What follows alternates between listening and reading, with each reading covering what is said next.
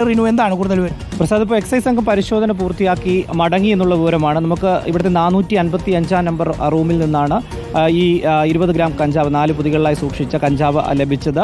തമിഴ്നാട് സ്വദേശി താമസിക്കുന്ന റൂമിൽ. പക്ഷേ ഈ തമിഴ്നാട് സ്വദേശി യൂണിവേഴ്സിറ്റി കോളേജിലെ വിദ്യാർത്ഥിയാണ്. പക്ഷേ ഈ ഹോസ്റ്റലിൽ അഡ്മിഷൻ ഇല്ലാത്ത ഒരാളാണ്. അതിഥിയായി വന്ന് പോകുന്ന അല്ലെങ്കിൽ വന്ന് താമസിക്കുന്ന ഒരാളാണ്. കഴിഞ്ഞ ദിവസം ഇയാളെ പോലീസ് കസ്റ്റഡിയിൽ എടുക്കുകയും ചെയ്തിട്ടുണ്ട്. ഇവിടുത്തെ SFI പ്രവർത്തകർ തന്നെ ഇയാളെ പിടികൂടി പോലീസിൽ ഏൽപ്പിച്ചു എന്നുള്ളൊരു വിവരമാണ്, എക്സൈസ് സംഘത്തിനെ ഏൽപ്പിച്ചു എന്നുള്ളൊരു വിവരമാണ് ലഭിക്കുന്നത്. അതിൻ്റെ അടിസ്ഥാനത്തിലാണ് ഇന്നിപ്പോൾ ഇവിടെ പരിശോധന നടത്തിയത്. ഏകദേശം 15ഓളം റൂമുകളിൽ പരിശോധന നടത്തിയെന്നുള്ള വിവരവും നമുക്ക് എക്സൈസ് സംഘത്തിൻ്റെ കയ്യിൽ നിന്ന് ലഭിക്കുന്നുണ്ട്. ഒരാളിൽ നിന്ന് കഞ്ചാവ് കിട്ടി എന്ന വിവരത്തിൻ്റെ അടിസ്ഥാനത്തിലാണോ, കഞ്ചാവ് ഉപയോഗിക്കാറുണ്ടെന്ന വിവരത്തിൻ്റെ അടിസ്ഥാനത്തിലായിരുന്നോ റീനു പരിശോധന? തീർച്ചയായും അങ്ങനെ ഒരു വിവരമാണ് നമുക്ക് ലഭിക്കുന്നത്. കാര്യം ഇയാൾ ഇവിടെ വന്നു പോകുന്നത് സംശയാസ്പദമായി ഇവർ നമ്മുടെ അഷിൻഡിയാഗോ ഇപ്പോൾ പരിശോധന പൂർത്തിയായി നോക്കാൻ അകത്തേക്ക് പോയിട്ടുണ്ട്. ഞാനൊന്ന് അഷിനിലേക്ക് ഒന്ന് പോവുകയാണ്, നിങ്ങൾ തുടരൂ. അഷിൻഡിയാഗോ, ഈ ഹോസ്റ്റലിനകത്തെ പരിശോധന തീർന്നോ? അകത്ത് കയറി നോക്കുമ്പോൾ വിദ്യാർത്ഥികൾ ഇപ്പോൾ അകത്തേക്കും പുറത്തേക്കും ഒക്കെ പോകുന്നുമുണ്ടല്ലോ.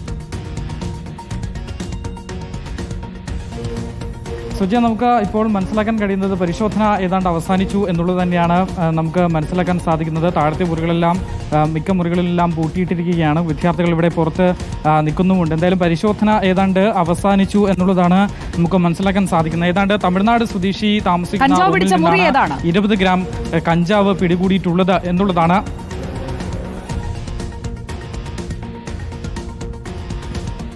ചോദ്യം ഒന്ന് ആവർത്തിക്കാമോ? കേട്ടില്ല. കഞ്ചാവ് പിടിച്ചത് ഏതെങ്കിലും ഒരു മുറിയിൽ നിന്നാണോ?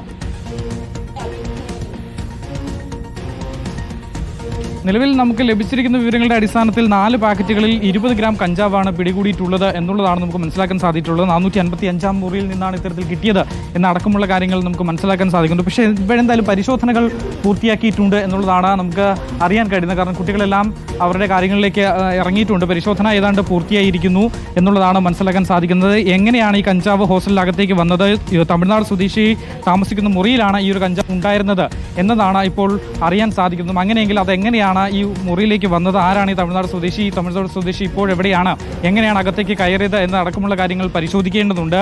മറ്റു കുട്ടികൾ വഴി അറിയാതെ എങ്ങാനും വന്നതാണോ, അല്ലെങ്കിൽ കുട്ടികൾ വിളിച്ചതനുസരിച്ച് വന്നതാണോ? നേരത്തെ SFIയുടെ ജില്ലാ സെക്രട്ടറി അടക്കം പറഞ്ഞത് 2 പേർ സംശയാസ്പദമായ രീതിയിൽ കഴിഞ്ഞ ദിവസങ്ങളിൽ ഈ ഭാഗത്തുണ്ടായിരുന്നു. അങ്ങനെ മ്യൂസിയം സ്റ്റേഷനിൽ പരാതി കൊടുത്തിട്ടുണ്ട് എന്നുള്ളതാണ് നേരത്തെ പറയുന്നതും.